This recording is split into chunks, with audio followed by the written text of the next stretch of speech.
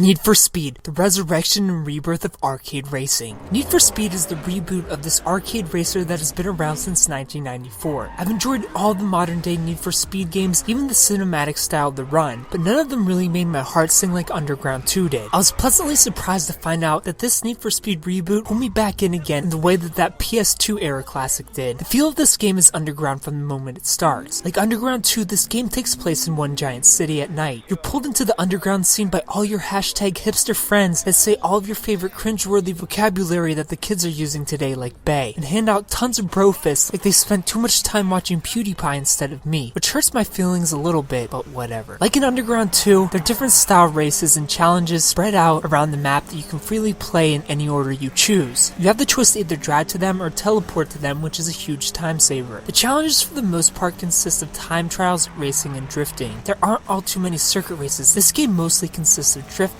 which is kind of a bummer. But I'm torn, this is a street racing game. The races feel like street races more so than they did 9 years ago, but oddly enough, I preferred the set tracks with invisible walls and actually missed the more arcadey style of racing. Need for Speed does a great job with lightening up the road though to help you stay on track, which is great and should honestly be implemented into all open world games. It was nice looking at the world more than staring at a map for once. However, towards the end of the game, their system that only loads a few checkpoints at a time couldn't keep up with me, which led to some insanely frustrating wrong way losses during near 7-minute challenges. One race style that I'm a little sad to see missing is drag racing. I've never been good with manual racing in games, but they got my heart pumping more than any racing challenge has in the past, but I was horrible at them, so hated them just as much as I loved them. It would have been nice to see them return, but in this world, I'm kinda glad they didn't. I'm sad to say that the open world in Need for Speed is pretty bland. I couldn't tell one section of the map from the other. Unlike in Underground 2, where unlocking a new section felt like going into an entirely new map, everything is unlocked from the beginning here and it all looks and feels the same. No variety, which means no urge to explore. There are cops running around that seem to never be there when you want to do an outlaw mission, but they're there for you to mess with, or they'll occasionally interrupt your street racing. You can mess with them to build up your fine, then escape if you can for a reward, or just pull over and pay the small fine you start out with. The cops are very reasonable in this game, not too aggressive or overpowered. Customization is back for those that drive in third person, but car variety is overall pretty bland, and you can purchase the best car in the game about 6 hours in of this 15-hour campaign. The story and cutscenes actually had me wanting more, and I was surprised how well the live action scenes actually blended with the game. While this game isn't on the level of Underground 2, the development team are definitely on the right track. I love my time with Need for Speed, but I have to say that I'm mostly disappointed in the fact that this game is always online.